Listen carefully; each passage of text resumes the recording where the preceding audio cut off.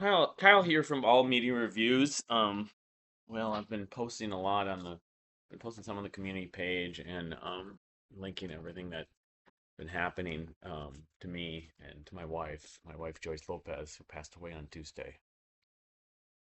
But the focus of this video is not to sort of dwell on that necessarily. I've been posting stuff on the Carrion Bridge. People haven't seen it on Facebook, different memories and stuff like that, and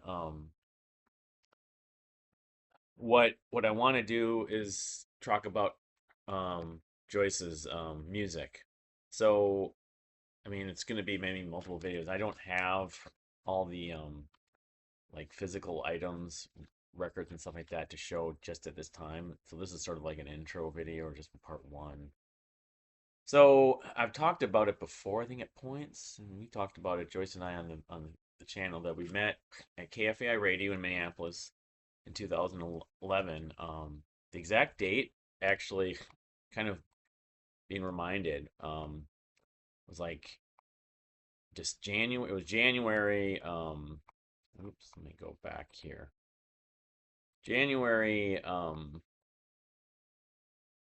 on Tuesday. We were volunteering. I can give more details on how the volunteering sort of came about, but I think it was on Tuesday, January 25th.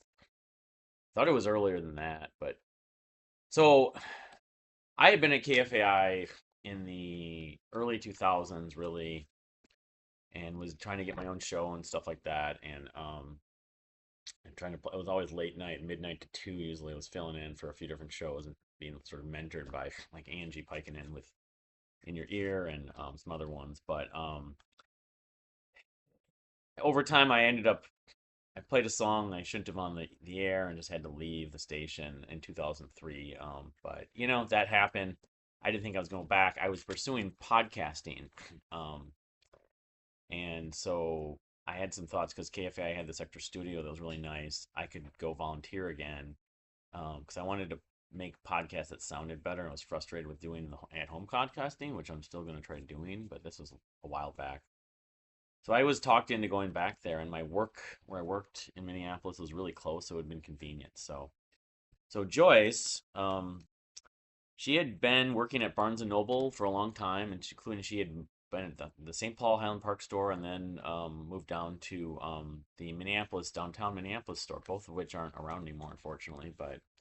Um, but she got in her like undergraduate. She wanted to pursue a master's degree in library science. She wanted to archive music, and she was actually the music like movies, TV, DVDs manager. She had been promoted a few times at downtown Minneapolis, but that wasn't necessarily because she had other people she knew that had worked at Barnes and Noble, and she'd been at Barnes and Noble between the two stores for a long time. At the time I met her, I think it was like 13 years or something like that. Anyway, 12 it was like 98 or 99 when she started, and then she went downtown like 10 years later. But um, she initially went to the Cedar Cultural Center trying to volunteer, and she was sort of interested in pursuing like romantic interests and that kind of thing too. I mean, it was more social per se. The Cedar though, what she liked getting like the tickets to the shows, she could see the shows for free as a volunteer. Wasn't really doing enough for her.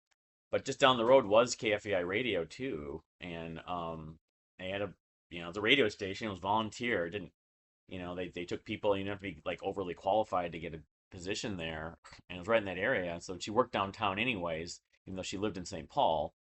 So she ended up going to KFAI in 2010. I don't know when she started exactly. I want to say it was the summer.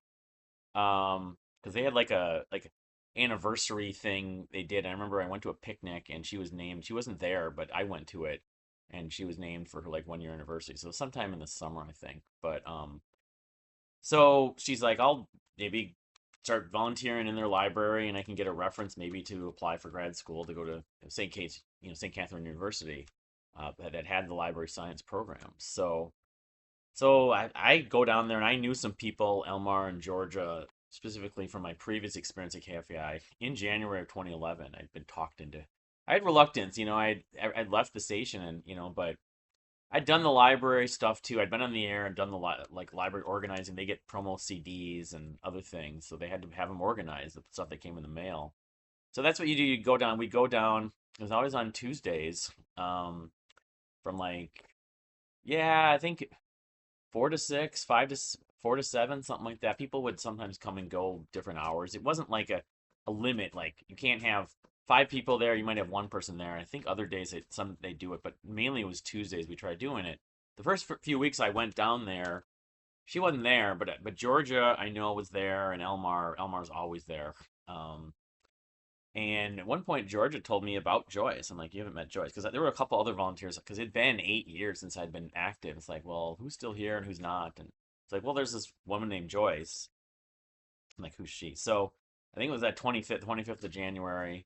Um, I went down there. So I'd been volunteering for like 2 or 3 weeks probably. So then we were talking, and I was actually dating someone else at the time. I'd started dating probably the beginning of the year. I forget when it was, but so I was talking to her about women and stuff like that, and my lack of success. And it's like, well, this woman I'm dating, she likes Disney soundtracks and all this stuff, but she doesn't like any of the music I do. And telling her about other like stuff like Big Bang Theory and Psych, the TV shows, and she's like, well, yeah, I'm not really into some of that stuff, but she told me, yeah, I really like Michael Nesmith and the Monkees. We were talking, she liked ELO and some other bands, so we're busy organizing music and stuff like that. Then I asked her, I think Georgia also had mentioned to her, it's like, well, you've been here for a while. I know you're kind of trying to get this experience to go to library school, to go to school, but why won't you consider trying to be on the air? And I was thinking about maybe doing it after a while too, just like you got to get certified on the board, and there's this class you're supposed to take, and she's kind of like, no, maybe. And I kind of urged her. So in the process, she agreed to do that. She signed up for the class. I want to say in sometime in February, maybe or early March. It was February. She ended up.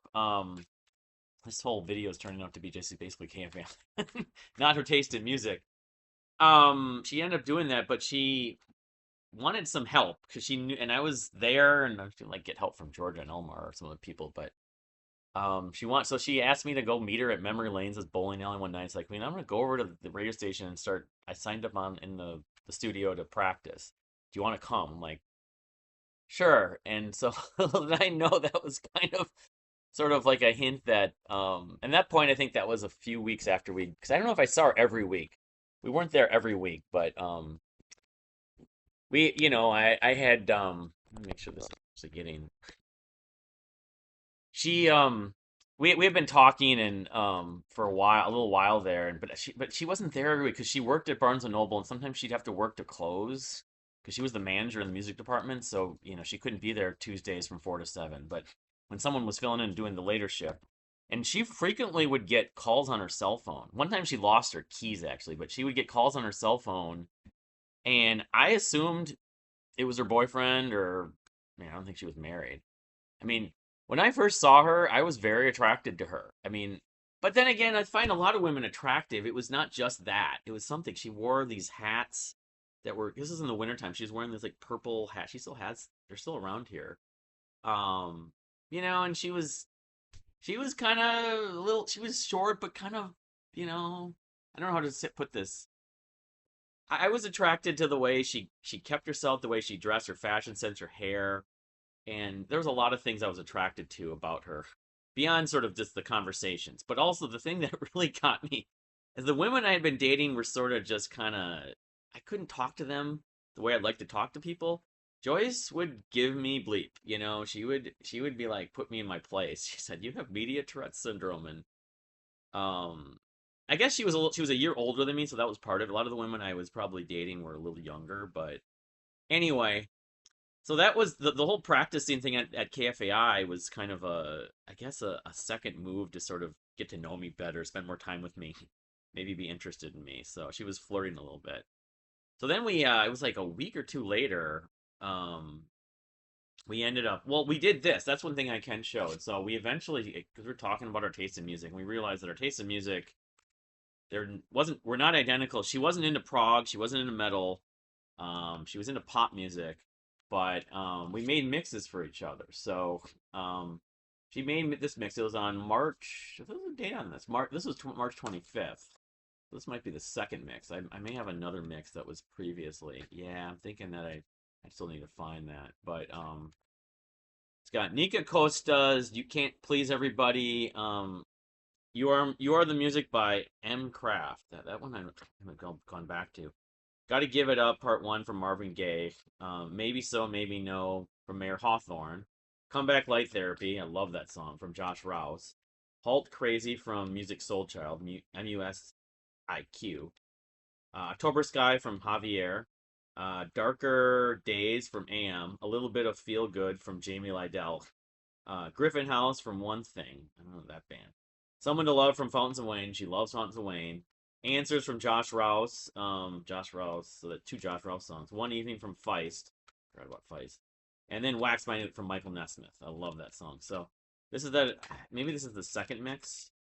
Maybe I gave her the mixes first, and then she made a mix for me. I made a mix for her. I can go over that just quickly. The Deer Hunter's Red. This is on March 8th. So it was a few weeks before this.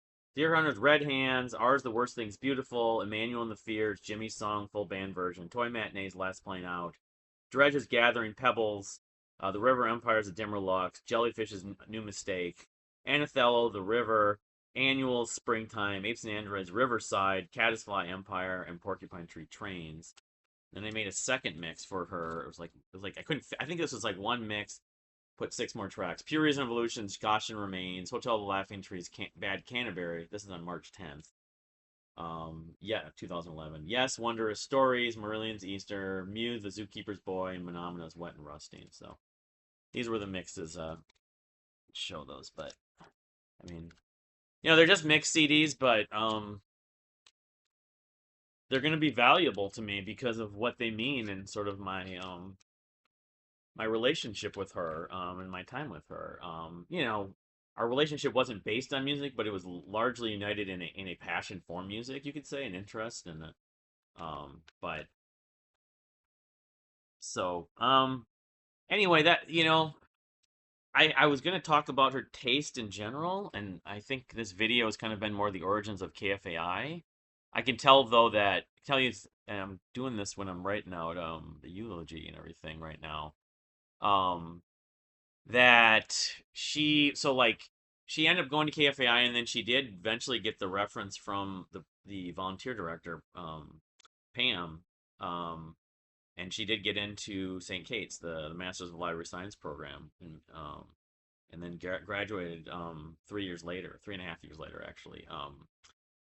Interning at General Mills at one point for like 8 months, and then eventually going on to where she last worked, or the Minnesota History Center, various positions. But the KFAI experience, kind of sadly in a way, it wasn't right away, but I was still doing the library volunteering, and she did some of it, but at some point she kind of stopped.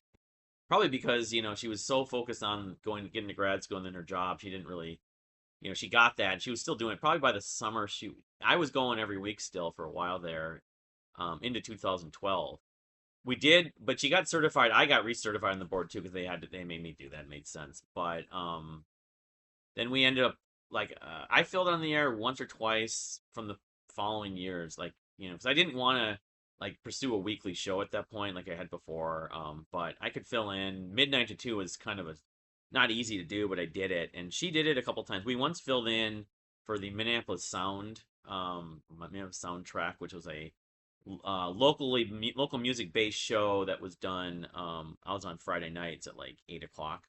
I think it was 8 o'clock, 8 to 9, or I think it was. We did that once, but we filled in for uh, something kids. The Midnight to 2. I think it's still on the air. Modern Kicks, rather. I think it was Modern Kicks.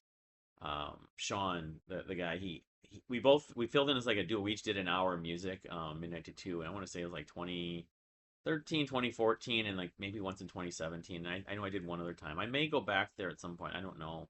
I know that doing like a radio show Midnight to 2 is not something I want to do because you're out so late, which I used to do when I was younger. But maybe doing if I could fill in some point like in the evening or maybe on a weekend or something like that. I may try doing that. I don't depend on what my schedule's gonna have. But what happened was, yeah, so we were doing the library stuff, initially for a few months, and then we still were, I did it through 2012. I was still helping out with the library, but I kind of changed sort of my availability, my time and priorities. But she ended up, like I said, she went to St. Case. I already talked about that. But the KFAI thing is really how we met. It was sort of circumstance. Um, and you know, um, Really kind of led to her doing a lot of things, a lot of other people meeting her. I don't know if she hadn't done that, if she hadn't met me at the radio station, if like she still could have ended up going to grad school.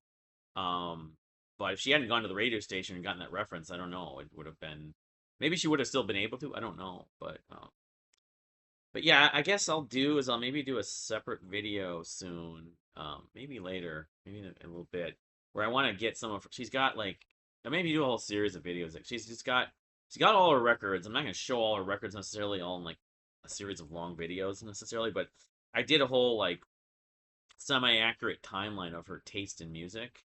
And I could do that. I was hoping to maybe show records, but she has like, of course, her monkey stuff alone, but other stuff like lots of collectible things, tons of them. I mean, that's part of being a Monkees fan, which led to books and other things that go beyond her actual recordings and vinyl record collections. So yeah, I mean, just because this is therapy for me, some people might be interested.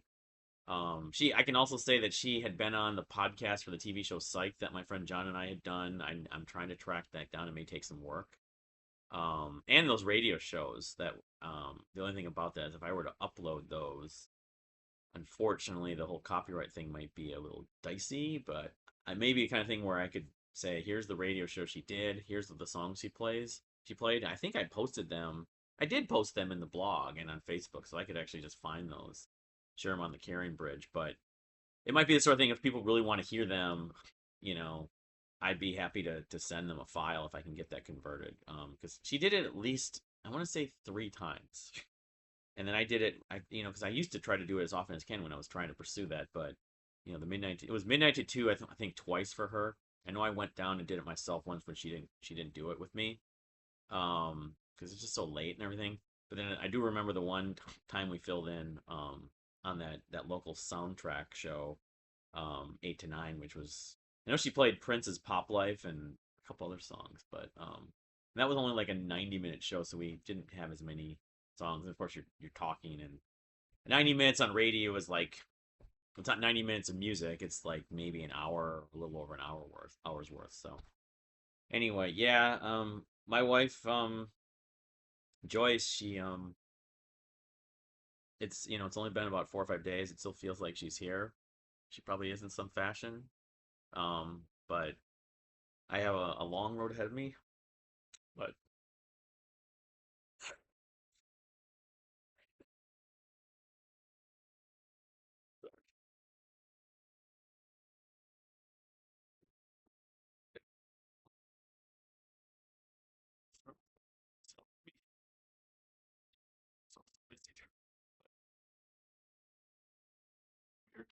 so,